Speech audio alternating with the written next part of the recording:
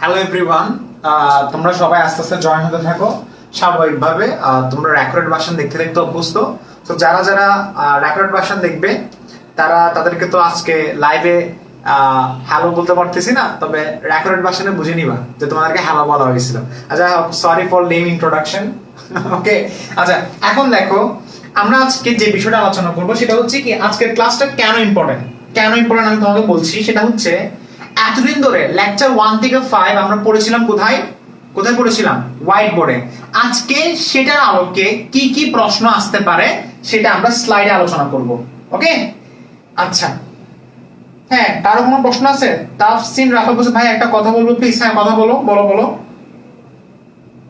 বলো কথা বলতে পারবা? একটু অন্ধকার অন্ধকার লাগতেছে আজকে।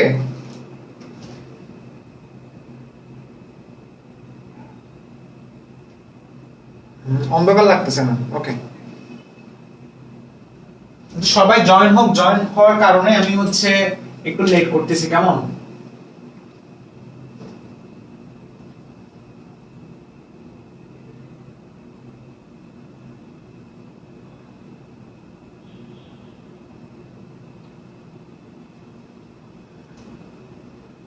আচ্ছা, অনেক কেউ মেবি ভুলে গেছে মনে হয় যে আজকে ক্লাস করার জন্য। ওকে, অনেক স্টুডেন্ট হয়তো ভুলে গেছে।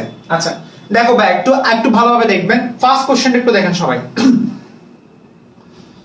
পরীক্ষার প্রশ্নের মধ্যে আচ্ছা কি অন্ধকার অন্ধকার লাগতেছে? অন্ধকার লাগার কথা না। আচ্ছা, একটু অন্ধকার লাগতেছে কেন বুঝতেছি না। ওকে দেখো, এটা কি?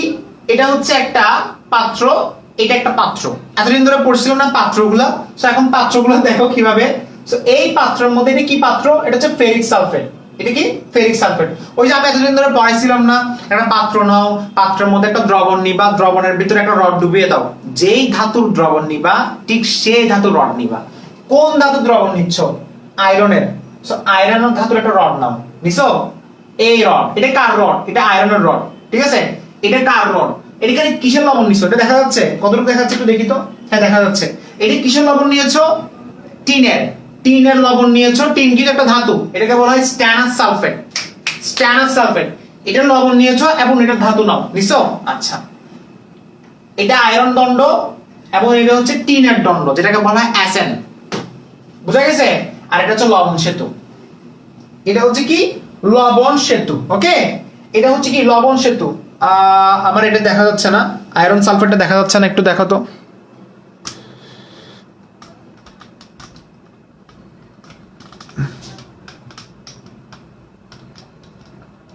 এখন ঠিক আছে? এখন ঠিক আছে। ওকে, ভেরি গুড ঠিক আছে। মাঝখানে দেখা যায় নাই ভাই, দেখা যাচ্ছে না। হ্যাঁ দেখতেছি। এখন পারফেক্ট। এখন পারফেক্টলি দেখা যাচ্ছে, তাই না? ওকে, সবাই জয়েন তো থাকো। মাত্র জয়েন হচ্ছে তো, আমি 1 মিনিট আগে।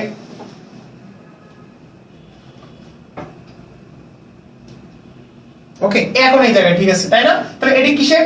এটা আয়রন, এটা ফেরিক সালফেট, এটা স্ট্যানাস সালফেট। বুঝা গেছে? সো এটা কি? এটা হচ্ছে আমরা এটাকে, এটা একটা অর্ধকোষ না? এটা একটা অর্ধকোষ, এটা একটা অর্ধকোষ। হোয়াইট বোর্ডে পড়েছিলাম মনে হচ্ছে। এটা একটা অর্ধকোষ, এটা একটা অর্ধকোষ। এই অর্ধকোষের মধ্যে দ্রবণ কোনটা? ফেরিক সালফেটের দ্রবণ। এই অর্ধকোষের মধ্যে তড়িৎদ্বার কোনটা? এটা হচ্ছে তড়িৎদ্বার না, এটা হচ্ছে তড়িৎ বিশ্লেষ্য। আর এটা হচ্ছে তড়িৎদ্বার কোনটা? আয়রন। এটা এখানে তড়িৎদ্বার কে? টিন, অ্যাসেন। আর এখানে তড়িৎদ্বারের মধ্যে লবণ কোনটা? অ্যাসেন, SO4 মানে স্ট্যানাস সালফেট। সবগুলো ঘনমাত্রা দেওয়া আছে 0.1 মোলার, এটা ঘনমাত্রা দেওয়া আছে 0.2 মোলার। বুঝতে পারছি? এখানে যদি ইসেল বের করতে বলে তাহলে আমরা কোন পদ্ধতি ইউজ করব? নার্নস্টের সমীকরণ। ওকে, কারণ ঘনমাত্রা 1 থেকে বেশি বা কম, আর এটা হচ্ছে লবণ সেতু। বুঝা গেছে? আচ্ছা ঠিক আছে। ওকে তাহলে আচ্ছা, তাহলে SnSO4 এখানে বোঝা গেছে? সবকিছু বোঝা যাচ্ছে না? আচ্ছা, আমি একটু সরে দাঁড়াচ্ছি কারণ পুরো জিনিসটা যাতে তোমাদেরকে একটু ভালোভাবে বুঝাই। আচ্ছা ঠিক আছে, তাহলে দেখো আমি কিন্তু সরে যাচ্ছি যাতে ভালোভাবে দেখতে পারো। ওকে, এখন প্রশ্ন দেখো। প্রশ্ন দেখার আগে এখানে কি দেওয়া আছে আমাকে বলো। কিছু মান দেওয়া থাকবে, Fe2 + 0.44 ভোল্ট, এগুলো দেওয়া থাকবে। হুবহু পরীক্ষার প্রশ্নের মধ্যে আমি তোমাকে বলছি এই ক্লাসটা যারা করবে তারা কিন্তু একটা সিকিউ কিন্তু মাস্ট। সিকিউ তুমি কমন পেয়ে গেছো ভাইয়া। এই ক্লাসটা যারা করবে তোমরা একটা সিকিউ কমন। এখানে আমরা প্রায় 6টা সিকিউ দিছি, প্রায় 26টা স্লাইড। এগুলো কিন্তু তোমার কাছে লাগতে পারে 1 ঘন্টা ছিল না, এরকম একটা স্লাইড এবং টাইপিং পুরো রেডি করতে কয়দিন লাগে জানো? 3 দিন চলে যায়। একটা ক্লাসের প্রিপারেশন 3 দিন। আচ্ছা যাই হোক, এগুলো অনেক কথা বলবো। এখন তুমি দেখো Fe থেকে Fe2 প্লাস 0.44 ভোল্ট, Sn থেকে Sn2 প্লাস 0.0036 ভোল্ট। এটা Fe থেকে Fe3 প্লাস হবে। একটা ছোট্ট একটা মিস্টেক হইছে, এটা Fe থেকে Fe2 প্লাস Fe3 প্লাস কেন? কারণ আয়রন যোজন এখানে কত? 3। আয়রন যোজন এখানে কত? 3। একটু ঠিক করে দিচ্ছি দেখো, 3 প্লাস বুঝা গেছে? আচ্ছা দেখো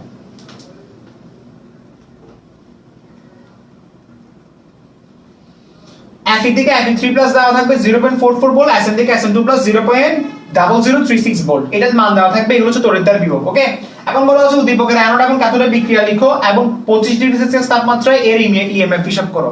তাহলে অ্যানোড এবং ক্যাথোডের বিক্রিয়া লিখতে বলছে। আমরা জানি অ্যানোড কোনটা? এটা ডান পাশেরটা, সরি বাম পাশেরটা আজীবন অ্যানোড, বাম পাশেরটা আজীবন জারণ, বাম পাশেরটা আজীবন ঋণাত্মক, ডান পাশেরটা আজীবন ক্যাথোড, ডান পাশেরটা আজীবন পজিটিভ, ডান পাশেরটা আজীবন বিজারণ। অর্থাৎ লোন এবং RRCP, মুখে মুখে বলো লোন RRCP। লোন মানে কি? লেফট হলো অক্সিডেশন, লেফট হলো অ্যানোড, লেফট হলো নেগেটিভ। RRCP মানে কি? রাইট হলো রিডাকশন, রাইট হলো পজিটিভ, রাইট হলো রিডাকশন, রাইট হলো ক্যাথোড, রাইট হলো পজিটিভ। এটাই বলা হচ্ছে, আর কোনো কথা নাই। ঠিক আছে? আচ্ছা ভেরি গুড। এখন এখানে আরেকটা কোশ্চেন বলা হচ্ছে, এটা রাখা যাবে কিনা, এটা আমি পরে আসছি। এখন দেখো ইএমএফ হিসাব করতে বলছে না, আমরা গরুর ঘরে একটু আলোচনা করি। উদ্দীপকের অ্যানোড এবং ক্যাথোডের বিক্রিয়া লিখতে বলছে, পারবা? অ্যানোডের বিক্রিয়াটা সবাই লিখতে পারবা? অ্যানোডে কি বিক্রিয়া হবে আমাকে বলো। উদ্দীপকের ক্ষেত্রে অ্যানোড অর্ধকোষ বিক্রিয়া কোনটা? এটা না, আয়রন ফার্স্টে কয়টা ইলেকট্রন ত্যাগ করছে আয়রন। এখানে আসলে হইছে কি, আয়রন ইলেকট্রন ত্যাগ করছে কয়টা? 3টা ইলেকট্রন ত্যাগ করছে, কিন্তু বাট 6টা কেন দিছি একটু পরে সেটা বুঝবা। ক্যাথোডের অর্ধকোষ বিক্রিয়া কয়টা? Sn থেকে Sn3 প্লাস। আচ্ছা এটা অনেকে বুঝো নাই, ফার্স্ট আমাকে বলো। এটা যারা বুঝো নাই তারা আমার কথা শুনো, হাইপার হওয়ার দরকার না, আমি পুরো জিনিসটা বুঝিয়ে দিচ্ছি। এটা কি ছিল দেখো। ফার্স্ট অফ অল দেখো, এটা Fe 3 না, আয়রনের যোজনী কত? মানে জারণ সংখ্যা কত হবে? +3 না, মানে আয়রনের যোজনী 3। আয়রন এটা কি অ্যানোড অবস্থায় আছে না? অ্যানোড মানে কি? ইলেকট্রন ত্যাগ হবে, কারণ অ্যানোডে জারণ হয়। আয়রন কয়টা ইলেকট্রন ত্যাগ করতে পারে? 3টা না? আয়রন কয়টা ত্যাগ করতে পারে? 3টা, কারণ Fe3+ মানে কি? সে 3টা ইলেকট্রন ত্যাগ করতে পারে। এখন আয়রন এখানে ফার্স্টে কি হইছে দেখো, 3টা ইলেকট্রন ত্যাগ করছে, তাহলে Fe 3টা ইলেকট্রন ত্যাগ করে Fe3+ এ পরিণত হইছে। আচ্ছা এরপরে Sn মানে কি? Sn এর যোজনী কত? 2। তাহলে Sn2+ 2টা ইলেকট্রন গ্রহণ করে সে পরিণত হইছে Sn এ। এখন এখানে 2টা, ওইখানে 3টা, এখন সমতাকরণ করতে হবে না? সো সমতাকরণ করতে গেলে কি করতে হবে? এটা 3 ছিল, এটা 2 ছিল, তাহলে এটাকে আমি 2 দ্বারা গুণ করলাম, এটাকে 3 দ্বারা গুণ করলাম। দেখো 2 দ্বারা গুণ করছি, 3 দ্বারা গুণ করছি, হোয়াইট বোর্ডে পড়াইছিলাম, মনে আছে? এখন এরপরে সামগ্রিক কোষ বিক্রিয়াটা লিখে দেন, শেষ। হোয়াইট বোর্ডে এটা পড়ানো হয়েছে। তুমি ফার্স্টে Fe 3টা ইলেকট্রন ত্যাগ করে Fe3+ এ পরিণত হয়েছে, বুঝা গেছে? Sn2+ 2টা ইলেকট্রন গ্রহণ করে Sn এ পরিণত হয়েছে। আচ্ছা তুমি বলতে পারছো 3টা ইলেকট্রন ত্যাগ করছে, 2টা ইলেকট্রন গ্রহণ করছে, বুঝছেন কেমনে? একটু দেখেন ভাই, এগুলো বুঝাইছি, হোয়াইট বোর্ডে বুঝাইছি। Sn স্ট্যান্ডার্ড সালফেটের যোজনী কত? সালফেটের যোজনী কত? 2। 3 এর যোজনী কত? 2। 2 কাটাকাটি গেছে। আয়রনের যোজনী কত? 3। সালফেটের যোজনী কত? 2। তো 3 মানে কি? সে 3 ইলেকট্রন ত্যাগ করতে পারে, আর 2 মানে কি? সে 2টা ইলেকট্রন গ্রহণ করতে পারে। কেন? কারণ ক্যাথোডে গ্রহণ হবে আর অ্যানোডে কি হবে? ত্যাগ হবে। কারণ অ্যানোডে জারণ, ক্যাথোডে কি হবে? বিজারণ হবে। অ্যানোডে জারণ, ক্যাথোডে কি হবে?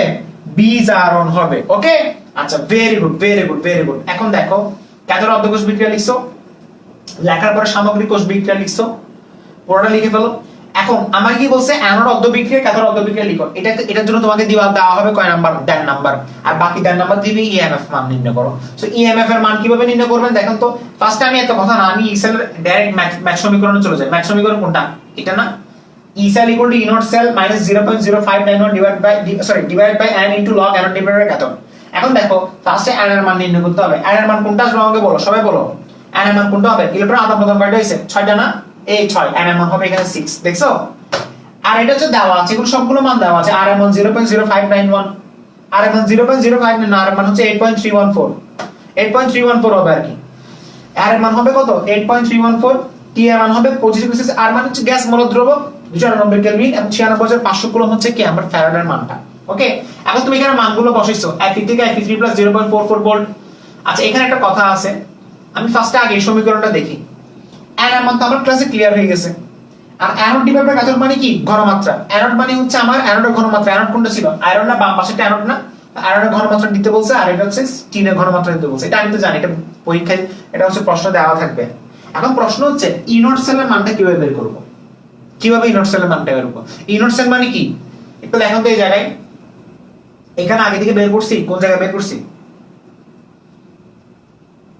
কোথায়, এটা কোথায় বের করছি? এটা বের করা হয় নাই।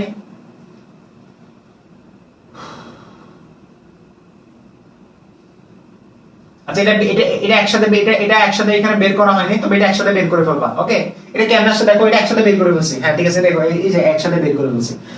ইনট সেল ইকুয়াল টু কি আমাকে বলো? অ্যানোড প্লাস ক্যাথোড, অথবা ক্যাথোডের রিডাকশন মাইনাস অ্যানোডের রিডাকশন। ক্যাথোডের রিডাকশন কোনটা, ক্যাথোড কোনটা আমাকে বলো? আয়রন ক্যাথোড নাকি টিন ক্যাথোড? অবশ্যই টিন ক্যাথোড। সো টিনের ক্যাথোডের মান এটা নিতে হবে, তাহলে প্লাস 0.036 দাও। এরপর সূত্রে একটা মাইনাস আছে না, এটা কোন সূত্র ইউজ করছে জানো? E naught cathode minus E naught anode, E naught ক্যাথোডের রিডাকশন মাইনাস ই নট অ্যানোডের রিডাকশন, এটা এখানে ইউজ করছি। তুমি চাইলে ওটা ইউজ করতে পারো, E naught anode oxidation plus E naught cathode reduction, যে কোনো একটা ইউজ করতে পারো। তো তুমি একটা কাজ করো, এখানে 0.036 হচ্ছে ক্যাথোডের মানটা নিছে, ওটা এটা আর মাইনাসের সূত্র ছিল। আর এরপরে অ্যানোডে অক্সিডেশন না অ্যানোডে রিডাকশন হবে। অ্যানোডে রিডাকশন কোনটা আমাকে বলো, কোনটা হবে অ্যানোডে রিডাকশন? এটা। তাহলে অ্যানোড কোনটা ছিল, এটা না? এটা রিডাকশন মানটা নাও, -0.44 বসাও। তাহলে এখানে প্লাসে মাইনাসে মাইনাসে প্লাস হয়ে গেছে, যা আসবে সেটা answer.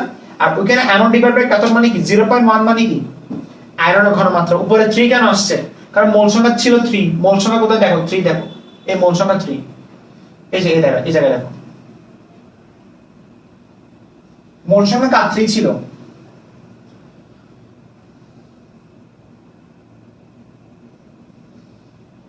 Log anode divide by cathode. অ্যানোডের উৎপাদক ঘনমাত্রা ডিভাইড বাই বিক্রিয়কের ঘনমাত্রা।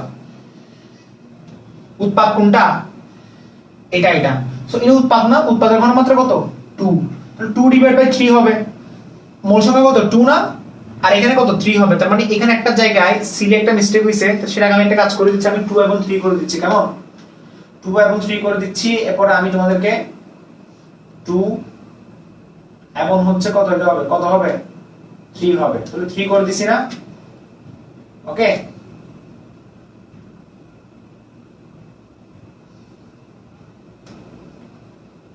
আচ্ছা দেখো এই জায়গায় দেখো 2 এবং 3 দেখছো, এই যে 2 এবং 3 করে দিছি, এটা হচ্ছে তার মোল সংখ্যা।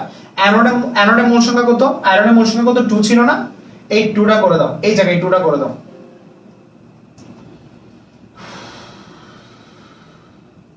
এই দেখো, এই যে দেখছো তার মোল সংখ্যা কত? 2। আর টিনের মোল সংখ্যা কত? 3। তাহলে anode divide by cathode, anode কোনটা? এটা না? আয়রন সবসময় অ্যানোড না, বাম পাশে ছিল, আর ক্যাথোড সবসময় টিন ছিল। বুঝতে পারছো? এই জিনিসটা মূলত এখানে তোমাকে কাজটা চালাতে হবে। দেখছো, এই এখন বসাইছি এখানে anode divide by cathode 0.0591 divide by n, n এর মান কত? 6। এখন তুমি মানগুলো বসাও, आंसर আসছে 0.4602 ভোল্ট। এটাই হচ্ছে আমার ইসেলের মান। ওকে, আচ্ছা ঠিক আছে, ভেরি গুড। তাহলে কোশ্চেন ইএমএফ মান কত? এটাই আসছে। তার মানে আমরা হোয়াইট বোর্ডে করে দিয়েছি, আবার দেখলাম। এরপর প্রশ্ন কি বলছে দেখো, এরপর আমি প্রশ্নটা বলে দিচ্ছি। দেখো এখানে কি বলা হচ্ছে, এখানে কি বলা হচ্ছে দেখো, এসএন পাত্রে ফেরিক সালফেট দ্রবণ রাখা যাবে কিনা। তাহলে যেই দ্রবণ কোন পাত্রে? এসএন পাত্রে না? তাহলে এসএন পাত্রটাকে অ্যানোড করতে হবে, এসএন পাত্রটাকে কি করতে হবে? অ্যানোড করতে হবে। আর কোন পাত্রে রাখা যাবে কিনা? এসএন পাত্রে ফেরিক সালফেট, তাহলে ফেরিকটা হয়ে যাবে তখন কি, এটা হয়ে যাবে কি ক্যাথোড। আজকে সকালে বলছিলাম এটা হয়ে যাবে কি অ্যানোড। এখন মানটা বসাও। তবে এই ক্ষেত্রে নানুসের সমীকরণ ইউজ করার দরকার নেই, কেন দেখো আমরা এখানে নানুসের সমীকরণ ইউজ করব না, ডাইরেক্ট ইসেলের মান বের করবা। দেখো ডাইরেক্ট ইসেলের মান, দেখো ইসেলের মান ডাইরেক্ট বের করবা। E cell equal to E naught cathode minus E naught anode. Sn পাত্র বলছে না, এসএনটা অ্যানোড হয়ে যাবে, এটা কি হয়ে যাবে? ক্যাথোড। আনসার বের করবা। মাইনাস যেহেতু আসছে, যেহেতু ইসেলের মান ঋণাত্মক, সেহেতু জিঙ্ক পাত্রে দ্রবণ রাখলে কোনো বিক্রিয়া হবে না। ঋণাত্মক আসছে মানে কি, ঋণাত্মক আসছে মানে কি কোনো কিছু রাখা যাবে। বলছিলাম না ইসেলের মান যদি 0 থেকে ছোট আসে, 0 থেকে বড় আসলে কোনো কিছু রাখা যাবে না। 0 থেকে বড় আসলে স্বতঃস্ফূর্ত হবে, 0 থেকে ছোট আসছে মানে সেটা স্বতঃস্ফূর্ত হবে না, অত রাখা যাবে। স্বতঃস্ফূর্ত হবে না মানে সেটা কি রাখা যাবে, এটাই বলা হচ্ছে, আর কোনো কথা নেই। বুঝতে পারছো? ওকে, তার মানে বোঝা গেছে। আচ্ছা এগুলো আজকে পড়াইছিলাম, তুমি আস্তে আস্তে বুঝতেছো সবগুলো। এরপরে এটা দেখো তো, এটা পারো সবাই? এগুলো পারবা কিনা বলো। এগুলো আমি এখন আর বুঝাবো না, কারণ তোমরা এগুলো সবাই জানো। আমাকে বলো এগুলো পারবা কিনা, সবাই বলো। এগুলো কষ্ট করে আর চিল্লাই লাভ নাই। এখন আমি এই জায়গায় দাঁড়ায় আছি, তুমি সবগুলো দেখো, কোনটা পারবো না আমাকে জানাও, শুধু কমেন্টে জানাবা যে ভাই আমি এটা জানি না, আমি এটা বুঝতেছি না।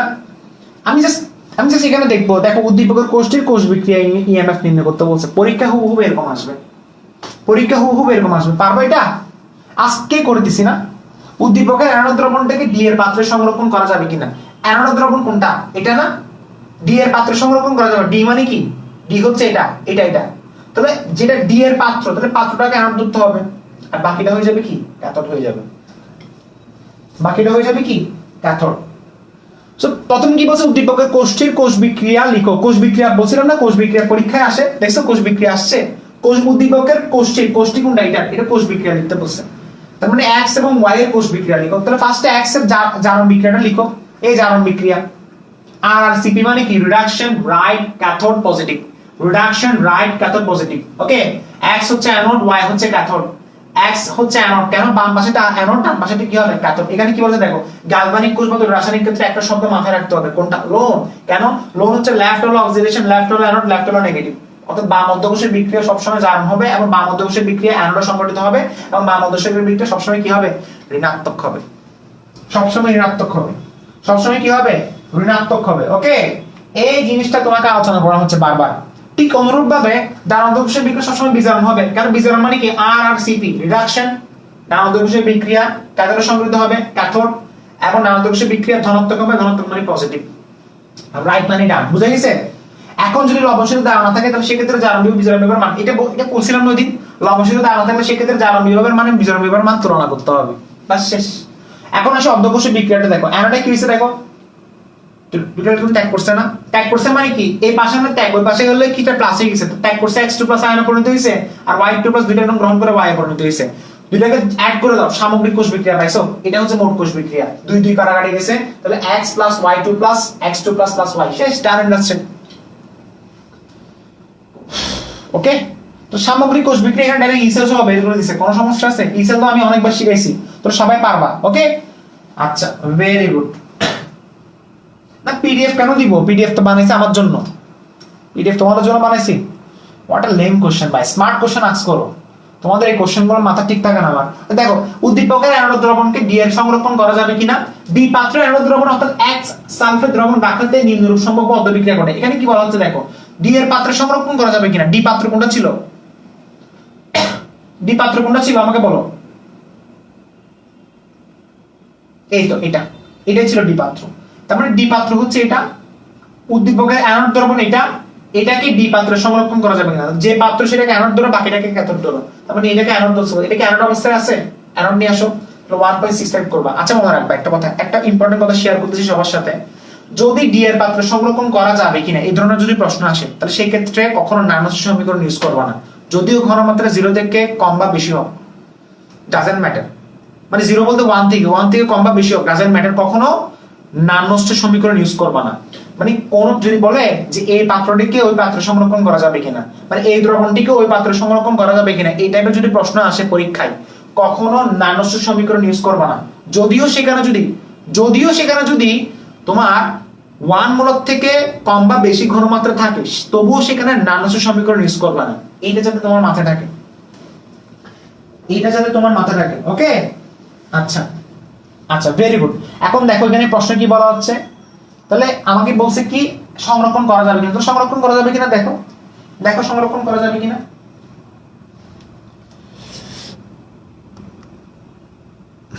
দেখছো মোট কোষ বিক্রিয়া, দেখছো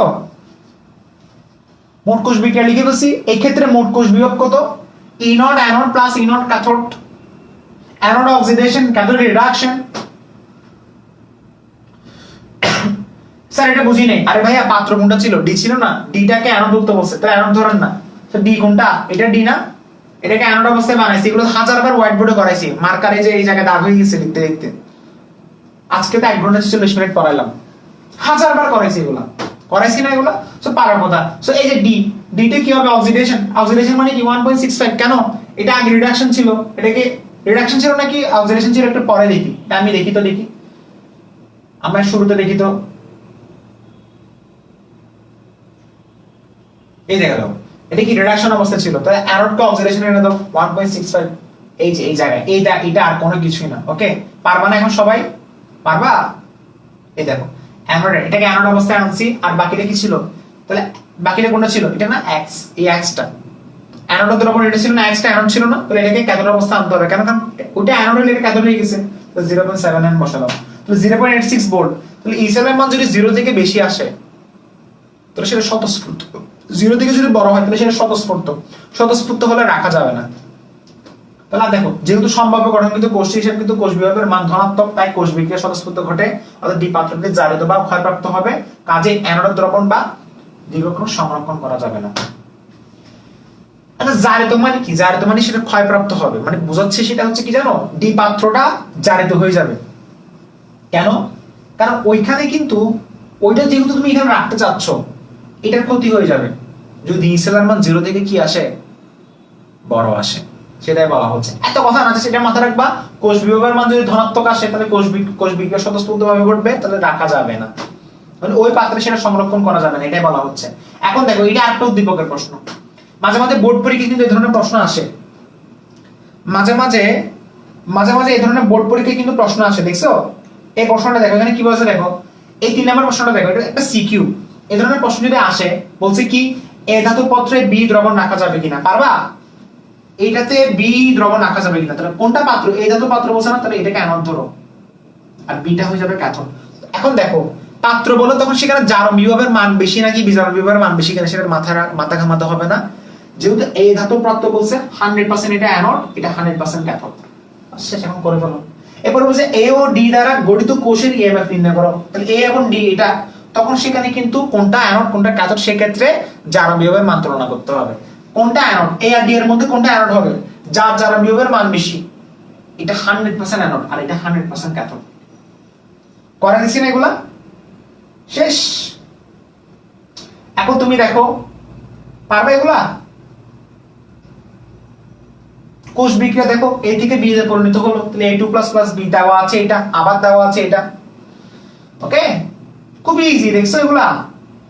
এখানে কি ছিল, এটাতে কি বলছিল, এই ধাতুর পাত্রে বি দ্রবণ রাখা যাবে কিনা, তাহলে এই ধাতুটাকে অ্যানোড ধরো, এই ধাতু দেওয়া আছে এটা না, এটা অ্যানোড অবস্থায় আছে, লিখছো, এই যে অ্যানোড অবস্থায় লিখো 0.76, আর বি কোনটা, বিটাকে ক্যাথোড করতে হবে, তাহলে এটা কি ক্যাথোড অবস্থায় নাই, তাহলে ক্যাথোড অবস্থায় আনো, 0.25 কে মাইনাস করে দাও, তাহলে -0.25, আর সূত্রে কি ছিল, প্লাস ছিল না, সূত্র এটা জানেন না, আসছে आंसर কত আসছে 0.51। ধনাত্মক আসলে রাখা যাবে না, ধনাত্মক আসলে দেখো কোষ বিভাগের ধনাত্মক, সেহেতু বিক্রিয়াটি স্বতঃস্ফূর্তভাবে ঘটবে, তাহলে রাখা যাবে না, দেখছো রাখা যাবে না, এই দেখো রাখা যাবে না, ধনাত্মক আসছে রাখা যাবে না, রাখা যাবে না, শেষ।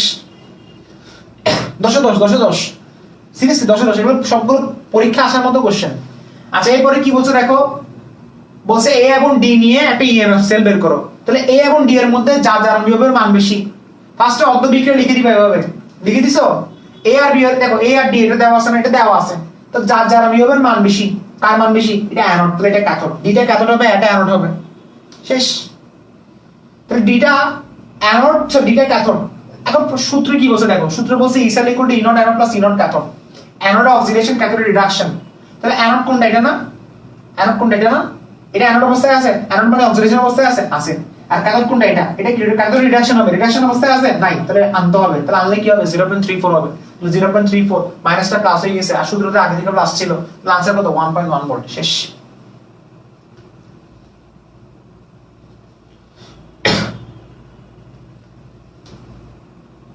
শেষ, ওকে। তার মানে এগুলো কেন করাচ্ছি, কারণ পরীক্ষায় এগুলো প্রশ্ন আসবে, তুমি সামনে যেখানে পরীক্ষা দাও না কেন, তুমি বোর্ড পরীক্ষা দাও, তুমি কলেজে পরীক্ষা দাও, তুমি অনলাইন এক্সাম দাও, তুমি অ্যাডমিশন পরীক্ষা দাও, ঘুরি ফিরে এগুলোই আসবে, ওকে। আচ্ছা অনেককে, আচ্ছা একটা কথা বলে, অনেককে বলতে পারো ভাইয়া এখানে ঘনমাত্রা তো ভিন্ন, তাহলে সেখানে ঘনমাত্রা ভিন্ন কিনা তুমি জানো, আমাকে বলো তো, ঘনমাত্রা ভিন্ন কি দেওয়া আছে, আমি একটু দেখি তো কোন জায়গায় দেওয়া আছে, দেখো, আরে কোথায় গেল, ডাইরেক্ট কোশ্চেনে যাই, ঘনমাত্রা ভিন্ন আছে কিনা দেখি, মাশাআল্লাহ শেষ হচ্ছে না। দেখো ঘনমাত্রা নিয়ে কোনো কথাই বলা নেই, এখানে বলা আছে তোর ঘনমাত্রা নিয়ে যেহেতু কোনো কথা বলা, তাহলে নানুস সমীকরণ ইউজ করার কোনো প্রয়োজন নেই। আরেকটা জিনিস মাথায় রাখবা, কোন প্রশ্নে আসে উদ্দীপকের অ্যানোড দ্রবণটাকে দিয়ে পাত্রে, মানে যদি বলে এই দ্রবণটাকে এই পাত্রে সংরক্ষণ করা যাবে কিনা, সেখানে তুমি কখনো নানুস সমীকরণ ইউজ করবে না, যদিও ঘনমাত্রা যদি ভিন্ন থাকে, মানে 1 থেকে বেশি বা কম থাকলে সেখানে তুমি কখনো নানস্টের ইকুয়েশন ইউজ করবা না। শুধুমাত্র এটা এক্সেপশনাল, ডি এর পাত্র সংরক্ষণ করা যাবে কিনা, আমার কথা বুঝো নাই মনে হয়, তার মানে एग्जांपल দেখাইতে হবে। আচ্ছা এখানে কি বলছে দেখো, এই প্রশ্নে কি বলছে দেখো,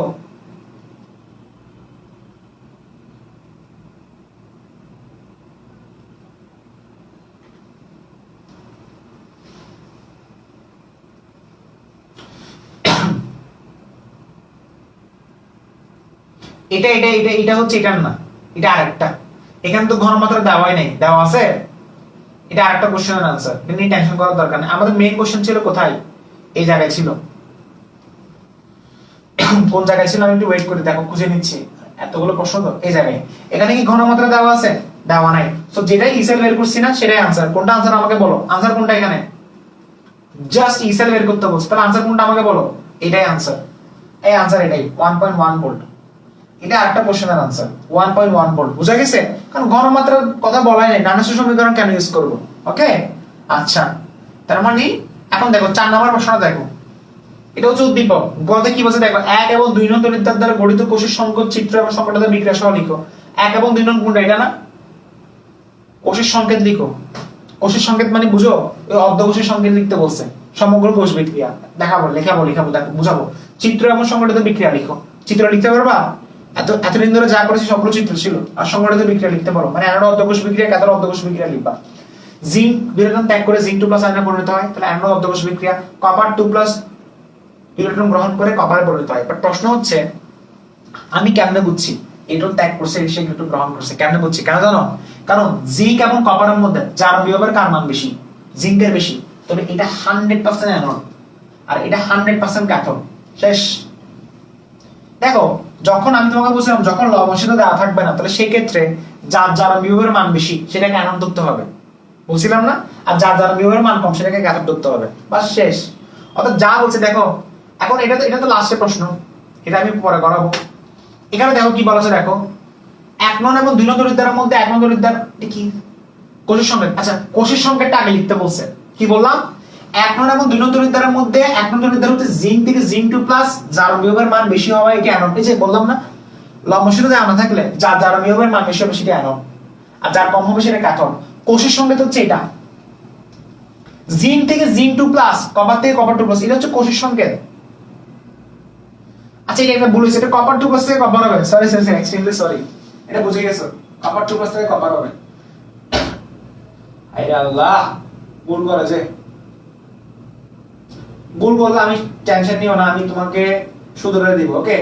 কপার 2 প্লাস দিছো, দেওয়ার পরে এখানে তুমি এখন ইয়া লিখো, হ্যাঁ হইছে। এই জায়গা দেখো, কপার 2 প্লাস থেকে কপার, পারফেক্ট না? এটা কি হইছে, জারণ হইছে নাকি হইছে বিজারণ হইছে? এখন চিত্র লিখতে বলছে, চিত্রটা লিখে দাও। আজকে এটা আঁকবা, জিঙ্ক সালফেটের দ্রবণ, কপার সালফেটের দ্রবণ, রড বসে দাও, এই যে দুটো রড, এরপরে এটা হচ্ছে জিঙ্কের রড, কপারের রড, শেষ। এখন এটা হলো লবণ সেতু। 4 4 বাবা, সরি 3 3 বাবা, দিলে 3। কি বলছে? সংকেত লিখছো, চিত্র লিখছো, আর বিক্রিয়া লিখে দাও। বিক্রিয়া তো এখন পান্তাভাত, বিক্রিয়া কি ছিল? লবণ সেতু। এটা লবণ সেতু নিয়ে আমি আলাদা কথা বলবো। অনেক কি বলছে স্যার আপনি এগুলো বুঝান না আমাদেরকে, এটা পড়াবো ডেনিয়েল সেলে, হোয়াইট বোর্ডে এটা পড়াবো, কি হয়েছে সবগুলো পড়াবো। এটা ডেনিয়েল সেল, কার্বনিক সেল পড়াবো, এগুলা সংগঠিত কোষ। এখন বিক্রিয়া লিখতে বসে, বিক্রিয়া তো হাজারবার, এগুলো তো ডেইলি পড়াচ্ছি। সামগ্রিক কোষ বিক্রিয়া ডেইলি পড়াইছি না? এটার জন্য তোমাকে 3 নাম্বার দিবে। এটার জন্য তোমাকে কয় নাম্বার দিবে? 3 নাম্বার দিবে, ওকে?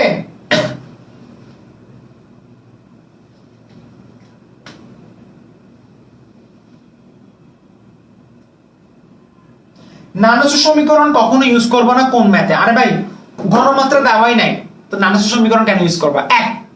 এবং যদি বলে এই পাত্রে এটা সংরক্ষণ করতে পারবো কিনা, সেখানে কখনো ইসেল বের করার সময় নানস্টের সমীকরণ বের করবা না। আমি আবারও বলছি, যদি প্রশ্ন আসে এই পাত্রে ওইটা সংরক্ষণ করতে পারবো কিনা, সেখানে কখনো নানস্টের সমীকরণ ইউজ করবা না। আস্তে আস্তে বুঝবা, আস্তে আস্তে ম্যাথ করে বুঝবা, ওকে? আচ্ছা এটা হচ্ছে আমরা এখন করব না, কারণ এই ম্যাথটা হচ্ছে আমাদেরকে হোয়াইট বোর্ডে পড়াতে হবে, কারণ এটার কনসেপ্ট আমরা এখন আসিনি। কোনটা এটার কনসেপ্ট আমি তোমাকে বলি, কোনটার কনসেপ্ট আমি তোমাকে বলি। প্রশ্ন কোথায় গেল আমাদের? আরে আল্লাহ, প্রশ্ন কই?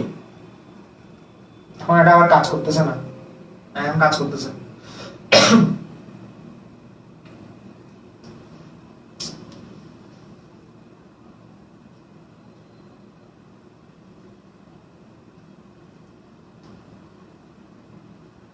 ওয়াও, মাঝে মাঝে হ্যাং করো তো। এই দেখো এই জায়গায় দেখো, এই জিঙ্ক 2+ এর দ্রবণের ঘনমাত্রা এত হলে 1 নং এবং 2 নং তড়িৎ দ্বারা গঠিত কোষের বিভবের পরিবর্তন কেমন হবে? এগুলো আমরা কনসেপ্ট এখন আসে নাই, এটা আমি পরে পড়াবো, এটা পরে দেখাবো, এটা হোয়াইট বোর্ডে পড়াবো, এটা আলাদা কনসেপ্ট আছে। তো এতদিন পর্যন্ত লেকচার 5 পর্যন্ত যা যা পড়েছে সেগুলো আলোচনা করব। এরপরে কোশ্চেনে যাচ্ছে, এরপরে কোশ্চেন কি আছে কিনা আমি জানি না, থাকতে পারে।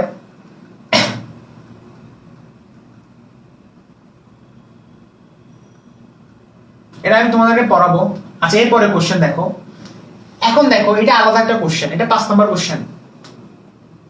কি বলেছে দেখো, উদ্দীপকের 1 নং এবং 2 নং অন্তঃকোষ দ্বারা সৃষ্ট কোষের তড়িৎ চালক বল নির্ণয় করা। যাহাই তড়িৎ চালক বল তাহাই ইসেল, যাহাই ইসেল তাহাই কোষ বিভব, যাহাই কোষ বিভব তাহাই তড়িৎদ্বার বিভব। সবগুলো সেম নাম, সবগুলো সেম নাম।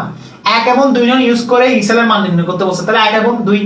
তাহলে যেহেতু এখানে লবণ সেতু দেওয়া নাই, এখানে কোনো রাসায়নিক কোষ দেওয়া যাচ্ছে না, তো সেই ক্ষেত্রে আমরা জারণ বিভবের মান কম্পেয়ার করতে পারবো অথবা বিজারণ বিভবের মান কম্পেয়ার করব। দেখো এটার মধ্যে এটা কি, আচ্ছা প্রথম 1 নম্বর যেটা দেওয়া আছে, এই বিভবটা কিসের বিভব, জারণ বিভব নাকি বিজারণ বিভব? এটা কেমনে বুঝবো? প্লাস আগে আছে নাকি পরে আছে? প্লাস আগে আছে না, তাহলে প্লাস আগে থাকলে সেটা কি বিজারণ বিভব না? প্লাস আগে আছে নাকি পরে আছে? আগে আছে না, সেটা কি বিজারণ বিভব না? অর্থাৎ ইলেকট্রন গ্রহণ হয়ে এসে এতে পরিণত হয়েছে, দুটো ইলেকট্রন গ্রহণ হয়ে এসে বিতে পরিণত হয়েছে, তারপর দুটোই কিন্তু বিজারণ বিভব। তাহলে আমরা পড়ছিলাম যার জারণ বিভবের মান বেশি সে অ্যানোড, যার বিজারণ বিভবের মান বেশি সে ক্যাথোড, যার বিজারণ বিভবের মান বেশি সে ক্যাথোড। এখানে A হচ্ছে 100% ক্যাথোড আর B হচ্ছে 100% অ্যানোড।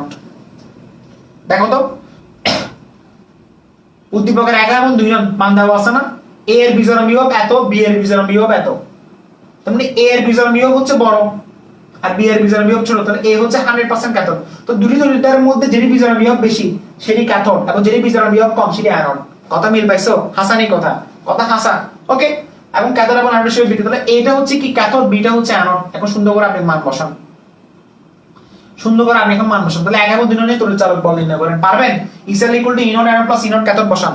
এখানে A কে, B হচ্ছে কি অ্যানোড না, একটু আগে বলছিলাম ভাই, এখানে কার মান বেশি আমাকে বলো?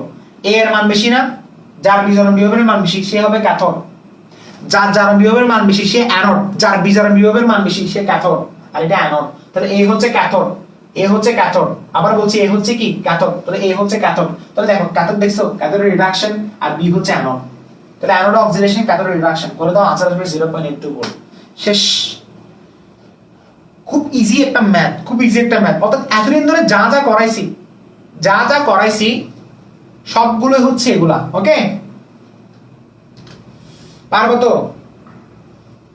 আচ্ছা এরপরে প্রশ্নটা দেখো, এগুলো আমি কেন স্লাইডে করাচ্ছি, তো তোমার একটা কনফিডেন্স আসে যে আসলে আমি এতদিন ধরে যা আপনি পড়াইছেন সবগুলো আমার কাছে ক্লিয়ার হইছে। দেখো B2+ এর দ্রবণ A এবং X ধাতুর মধ্যে কোন পাত্রে সংরক্ষণ করা যাবে? এটা একদম বাচ্চার একটা ম্যাথ, বাচ্চা টাইপের একটা ম্যাথ। বোর্ড পরীক্ষা এগুলো আসে, বোর্ড পরীক্ষা এগুলো বেশি আসে। বলছে কি B2+ এর দ্রবণ A এবং X ধাতুর মধ্যে কোন পাত্রে সংরক্ষণ করা যাবে? পাত্র বলছে, পাত্র কোনটা? A এবং X ধাতু নির্মিত কোন পাত্র? পাত্রটাকে সবসময় আজীবন অ্যানোড ধরবা। তাহলে A ও অ্যানোড, X ও অ্যানোড, আর B আজীবন ক্যাথোড। ডান এন্ড ডাস্টেড, কিছুই তো বলা নাই ভাই। A ও অ্যানোড, X ও অ্যানোড, কারণ ধাতু নির্মিত পাত্র, এগুলোকে পাত্র হিসাব করতে বলছে। তাহলে X ও অ্যানোড, A ও অ্যানোড, আর B হচ্ছে ক্যাথোড। বলছে কোন পাত্রে সংরক্ষণ করা যাবে? তাহলে ফার্স্টে B এর সাথে একবার A এর ইসেল বের করবা, এবার B এর সাথে আরেকবার X এর ইসেল বের করবা। ইসেল এর মান যদি 0 থেকে ছোট আসে, 0 থেকে ছোট আসে অর্থাৎ ঋণাত্মক আসলে, তাহলে সেই ধাতু পাত্রে রাখা যাবে। স্যার বুঝি না, একটু দেখেন তো। আরে একটা বাচ্চা ম্যান, দেখো আমি তোমাকে দেখাচ্ছি, এটা দেখলে তুমি এখন হাসবা। কোন দ্রবণকে পাত্রে রাখার ক্ষেত্রে দুটি বিষয়ের উপর লক্ষ্য রাখতে হবে, আজকে লিখে দিছিলাম না? পাত্রটি অ্যানোড হিসেবে ব্যবহার হচ্ছে কিনা, মাস ভাইয়া, এটা ভেরি ভেরি ইম্পর্টেন্ট। সবাই এই কথাটা একটু লিখে রাখো, এই কথাটা আছে লিখে রাখো, দরকার নেই, এটা আমি তোমাদেরকে দিয়ে দিব, এটা তোমাদেরকে দিয়ে দিব।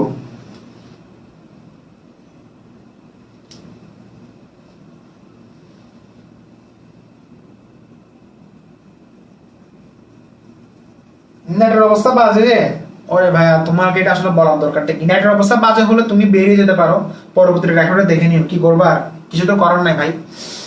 দুটি বিষয়ের উপর লক্ষ্য রাখা জরুরি, একটা হচ্ছে পাত্রটি অ্যানোড হিসেবে কাজ করছে কিনা, আজকে এটা চিল্লাই বলছিলাম। এবারে পাত্রটি অ্যানোড হিসেবে ব্যবহৃত হলে বিক্রিয়াটি স্বতঃস্ফূর্ত হচ্ছে কিনা, স্বতঃস্ফূর্ত যদি হয়ে থাকে রাখা যাবে না। দেখেন তো ভাই একটু, তাহলে B2 প্লাস দ্রবণ এই পাত্রে রাখলে সম্ভাব্য বিক্রিয়া কি হবে? ইসেলের মান নির্ণয় করেন, তাহলে A এর মান দেওয়া আছে, B এর মান দেওয়া আছে।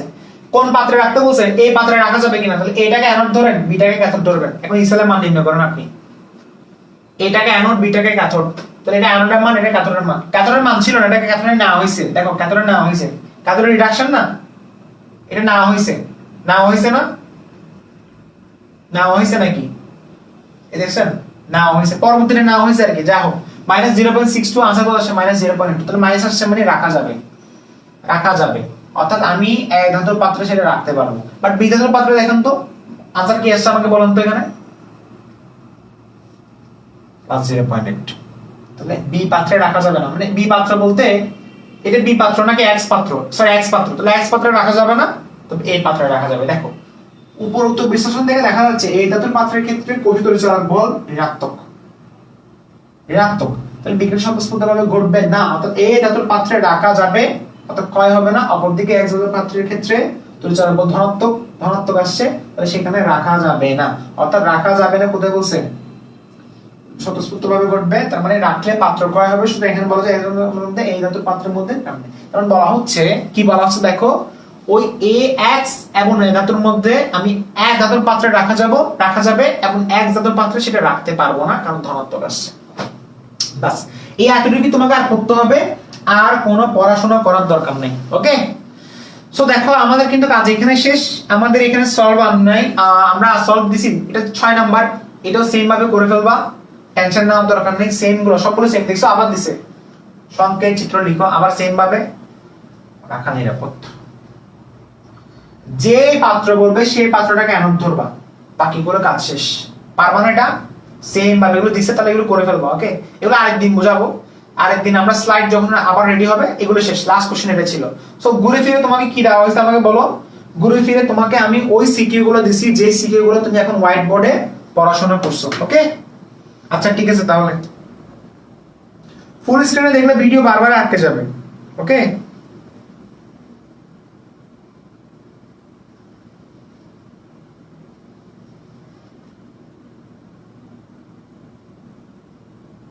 আচ্ছা অ্যানোড হিসেবে কাজ করছে কিনা কিভাবে বুঝবো? দেখো যে পাত্রটা তুমি অ্যানোড ধরছো না, অ্যানোড হিসেবে কাজ করছে কিনা কিভাবে বুঝবা? অ্যানোডে কি হয়? অক্সিডেশন হয়। শেষ, অক্সিডেশন করাই দিবা। অ্যানোডে জারণ, মানে অ্যানোডে জারণ হচ্ছে কিনা তবেই বুঝবো। অ্যানোডে যদি জারণ হয় তাহলে আমি বুঝতে পারি ওটা অ্যানোড হিসেবে কাজ করছে। বুঝছো? সাবাহার আমরিন, ঠিক আছে। তবে একটা কথা বলে রাখি, সেটা হচ্ছে তোমরা যারা যারা স্লাইডে ক্লাস বুঝো না, সমস্যা নাই, এই ধরনের সিকিউ কিন্তু আমি হোয়াইট বোর্ডে মাঝে মাঝে পড়িয়ে দিব। ওকে, আর একটা কথা বলে রাখি, সেটা হচ্ছে নেক্সট সিকিউ সলভিং আমরা করাবো তোমার হচ্ছে আগামী শুক্রবার রাত 10টায়। আগামী শুক্রবার রাত 10টায় আরেকটা সিকিউ সলভিং ক্লাস করাবো। সেখানে আমি পুরো জিনিসগুলা কিছু কোডিং সিকিউ আনবো। কোডিং বলতে কিছু কনসেপচুয়াল, যেগুলো বিকারুন্নেসা কলেজ, তোমরা এখানে আসো কিনা জানি না, নটরডেম কলেজ, ক্যারেট কলেজ, ভালো ভালো কলেজ যেগুলো আছে ঢাকার মধ্যে অথবা বিভিন্ন ডিস্ট্রিক্টে, চট্টগ্রাম কলেজ, সিটি কলেজ যেটা আমি পড়েছিলাম, সবগুলো কলেজ আমি অ্যানালাইসিস করব। অ্যানালাইসিস করলে তুমি হচ্ছে আস্তে আস্তে বুঝবা যে ইসিএল টাইপের ম্যাথগুলা কোন কনসেপ্টে কোন প্যাটার্নে আসে। সো সবাইকে বিরক্ত করলাম, সবাই ক্লাস করবো। মেগা এক্সামের ব্যাপারে আমি আবারও বলবো। ওকে, আচ্ছা ফুল স্ক্রিনে দেখলে ভিডিও আটকে যাচ্ছে রেজুলেশনের কারণে। ওকে, হলি ক্রসে আসো। হলি ক্রস অনেক ভালো কলেজ, আসলে সব কলেজই ভালো। আর কলেজ ভালো হইলে কি খারাপ হইলে কি কিচ্ছু যায় আসে না, কারণ কলেজে তুমি আসো 2 বছর, বাকি জিনিসটা রিপ্রেজেন্ট করবে জানো কে? জানো? তোমার ইউনিভার্সিটি। ইউনিভার্সিটিতে টিকার পরে তোমাকে আসলে কেউ আস্ক করবে না তুমি কোন কলেজে থাকো বা কোন কলেজে পড়াশোনা করছিলা, বাট কোন কলেজে তুমি ছিলা কেউ আস্ক করবে না। সো কলেজ নিয়ে আসলে আপসেট হওয়া বা কলেজ নিয়ে গর্ব বোধ করা, প্রাইড ফিল করা, এগুলো করার দরকার নেই। ওকে, যাই হোক, ভালোবাসা রইল সবার জন্য। আচ্ছা একটা কোশ্চেন আছে, তাড়াতাড়ি বলে ফেলো। কোশ্চেন কি বলে ফেলো, তাড়াতাড়ি বলো। আদিত্য চন্দ্র বলে ফেলো, কোশ্চেন কি বলে ফেলো।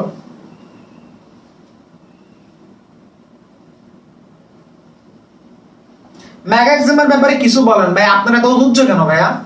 আপনি এত অধৈর্য কেন? আপনি এত বেশি অধৈর্য কেন? আপনাকে বলছিলাম না আমি বলবো। ভাই ইসেল ইকুয়াল টু 0 হলে কি হবে? ইসেল ইকুয়াল টু 0 হলে এটা আমরা গিভস এর ফ্রি এনার্জি এখনো পড়িনি। গিভস এর ফ্রি এনার্জি একটা কথা আছে, ওটা ইসেল এর মান 0 হলে, ইসেল এর মান ঋণাত্মক হলে, ইসেল এর মান ধনাত্মক হলে, এটা বেসিকটা কিন্তু এখনো পড়ায় নেই। তো বেসিকটা একটু পড়া দাও, বেসিক বলতে একটা রিয়েল একটা বেসিক আছে যেটা আমি স্কিপ করছি। ওকে, এটা আমি কিন্তু শর্টকাট পড়াইছি ধরতে গেলে আজকে, যেটা হোয়াইট বোর্ডে পড়াইলাম, মানে হোয়াইট বোর্ডে যে কথাগুলো বলছি অনেকটা শর্টকাট পড়ানো হয়েছে। কিছু জিনিস আমি এখানে স্কিপ করছি, ওই স্কিপ গুলো হচ্ছে আমি চিন্তা করলাম গিভস এর ফ্রি এনার্জিতে পড়াই দিব। গিভস এর ফ্রি এনার্জি একটা টপিক আছে যেখানে ইসেলের মান ধনাত্মক হলে ঋণাত্মক হলে কি হবে সেটা আমি পড়ে দিব। তবে তার আগে হাইড্রোজেন তড়িৎদ্বার একটু শেষ করে নাও, আজকে যা পড়াচ্ছি সেটা একটু নোট করে নাও, এরপর আমরা দেখবো। কারণ টানা ক্লাস দিলে হয় নাকি যে তোমরা পারতেছো না, আজকে কিন্তু এখন 2টা ক্লাস ইলেকট্রোকেমিস্ট্রি, বুঝছো? আগামীকাল ক্লাস হবে না, ডিরেক্ট ক্লাস হবে বৃহস্পতিবার রাত 10টায়। তবে বৃহস্পতিবার আমার একটা কাজ আছে, আমি যদি বৃহস্পতিবার যদি দিতে না পারি তাহলে তার আগের দিন পড়াই দিব। ওকে, তো সবাইকে ধন্যবাদ, আল্লাহ হাফেজ। ভাইয়া লাইভে নোটিফিকেশন পাই না কেন? নুসরাত জাহান, তোমরা ফ্রেন্ড রিকোয়েস্ট পাঠিয়ে দিও আমাকে, আমি অ্যাড করে দিব। যারা যারা নোটিফিকেশন পাচ্ছ না তারা আমাকে ফ্রেন্ড রিকোয়েস্ট পাঠাও, আমি তোমাদেরকে অ্যাড করে দিব। আপনারা আমি তোমাদেরকে পাঠিয়ে দিই। ওকে, কয়জনকে পাঠাবো? সবাইকে তো পাঠানো সম্ভব না। যারা যারা পাঠাচ্ছ একটু আমাকে বলে দিও, কমেন্টে বলে দিও যে ভাই আপনাকে ফ্রেন্ড রিকোয়েস্ট পাঠাইছে, আপনি একটু অ্যাকসেপ্ট করে নিন। ওকে, ঠিক আছে তাহলে।